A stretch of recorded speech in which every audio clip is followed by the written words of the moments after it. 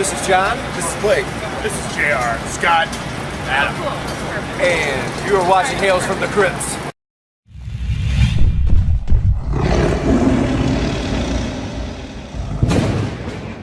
Sean the Butcher here in New York City, and I am surrounded by all the guys in Pig Destroyer. I got And Scott, Dicks. what up? How's it going, man? I got Blake, JR. Oh, yeah. I got Adam, and I got John. What's up? Yo, man, it's always a special event when Pig Destroyer comes around because it happens quite rarely. I mean, you guys have been around for, 21 years, celebrating your drinking age. There you go. That's awesome. Old enough to drink. But, I mean, you guys, when you play shows, when you put out albums, it's never done to like a schedule. It's always done when Pig Destroyer goddamn well feels like getting in and recording an album. And I love the fact that you guys can kind of function as a unit however the hell you want. Like, how does that make albums? Is it make it easier for you, or is it like a pain in the ass having all that time in between it? Well, what's the... It just kind of happens however it happens. We don't script out anything. You just got to take it one song at a time, one move at a time. You got to put the artwork together. It's just... we don't have a lot of time to throw around, so we have to pick and choose and just be patient with it. I mean, you guys got side jobs and stuff, I'm sure. Side jobs. Yeah. Full And jobs. if you want to get it This is right, the you got to side take your job. time. Yeah. This is the side job. jobs, 5 different bands, Yes. But we still found time to. Some we of us jammed have almost 5 to every, 11 bands, Adam and John. weekend. We try to jam once a week, and Yeah, and by and large, it's for getting ready for shows and whatnot. But it's difficult to juggle personal time and family life and jobs and stuff like that with writing and also playing live shows because you become more like serialized and like parallel effort. You don't have a lot of time to really Well, spend what's on great is that since we're on Sirius, we can announce our first worldwide tour where we're hitting every city ever. B markets, C Even markets. cities Ever. that don't exist anymore. Right. We're gonna tour 'em. Istanbul, you're next. Guys Oh, are that's Constantinople. jumping on the Slayer World Tour. You're gonna be doing the openers. That'd be We're badass. playing Atlantis. Yeah. Well, one of the spots I can't believe you showed up to, my hometown in Amityville, Long Island. That blew my goddamn mind. You That was guys, our that was a fun second one. time there, Yeah. actually. dude, Obnoxious Noise Fest. Shout outs to my man Tom and his girl Kristen for throwing that together. They did a 3-day event in Amityville, Long Island, and Pig Destroyer headlined one of the events. And I was at That was killer. Man, I don't know how anybody had any eardrums left after that show. Dude, I mean, all the Internal awesome Bleeding bands that played. played. It was pretty cool. Dude, it was a sick show, and I'm glad you guys played. My man Mark Valentino was there taking pictures. He's All the one those which was pictures in the layout, right? ended Yeah, up he was in in the layout. the Head Cage album. Make sure you pick up Head Cage. The album is out now on Relapse Records. It is going to be one of my top picks of the year, and it features the buttery bass stylings of my man John Jarvis, brand new member essentially. I mean, you've been in the band for like what, 4 years, 5 years now. It's been 5 or 6. Yeah. But first new album, because the first album in 6 years, so that's pretty badass. What was the decision to finally get some low end in the world of Pig Destroyer? Well, I mean, I guess Scott decided that he wanted to expand his sound. I mean, I guess that'd be the logical next step. I just felt that it was time to actually expand the palette a little bit so that we could write different kinds of songs if we wanted to and get some more low end. I don't want to be the only guy around on stage with a guitar, so. And our next record is going to have a very big infectious groove influence. Oh yeah, you're gonna do some rapping and stuff Get on some there, horns. JR? I thought the next Slapping. album was going to be the ukulele album. Do you, I thought we agreed on that. Sean, you know where we can get some horns? You're not Grind ukulele, that'd be pretty badass. That sounds like some.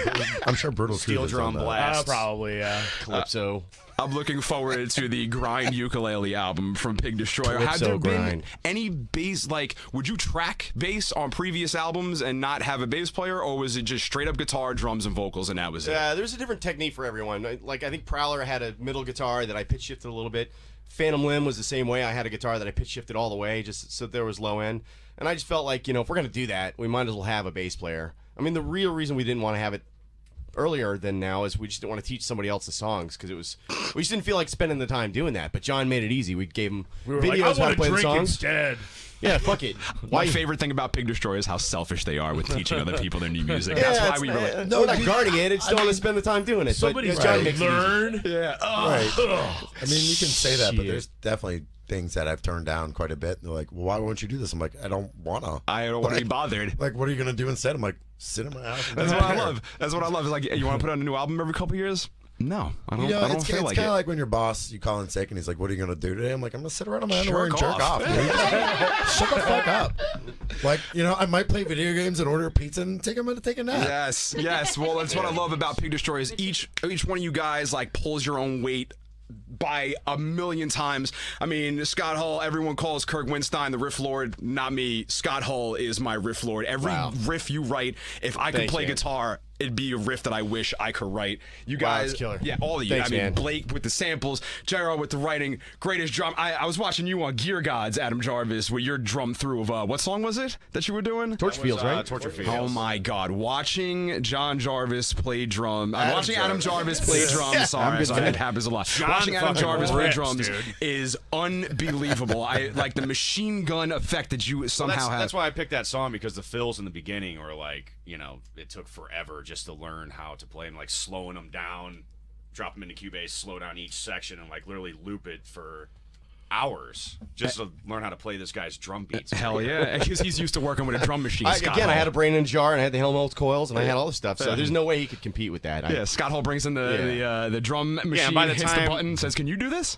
By the time he brings it to the table too, it's like basically a finished product. Like, this is the song, like, and You have free reign to change anything. Yeah. So, Of like, course. you know. Yeah, we always, like I said, we jam like every week, you know, writing this record. But the further we got into the album, it was like, so what's Scott gonna come up with next? Because every song was so different and unique in its own way, you know. And it's like, it I like just when he says consistently it's just an got easy one, badass, you know. Oh, when he he pulls says it, this this was is gonna be easy, easy. and then it's just like.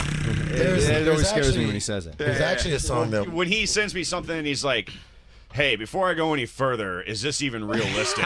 I'm like, shit. there's actually a song that we had for Bookburner that Scott PD6. ended up Yeah, using. I don't think we could find anybody who could play that No. song. It wound up being an agoraphobic Yeah, song. it's Merry actually just an Christmas. agoraphobic song, but nobody could play Right to it. the drum machine. There's like Yeah. 5 That snares on song it. was bonkers, though. I Yeah. kind of wish tried.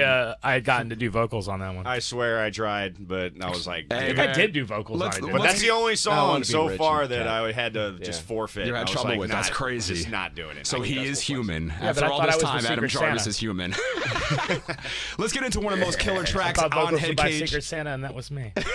You might be right. Oh, you guys gonna start giving each other presents. about and that. shit. Yeah, Yeah, that's so later. Secret Santa. And you can't watch. Yeah. One of my favorite tracks off the brand new album Headcage is out now on Relapse Records. Let's get into Terminal Itch, and we will be back with the guys in Pig Destroyer after this.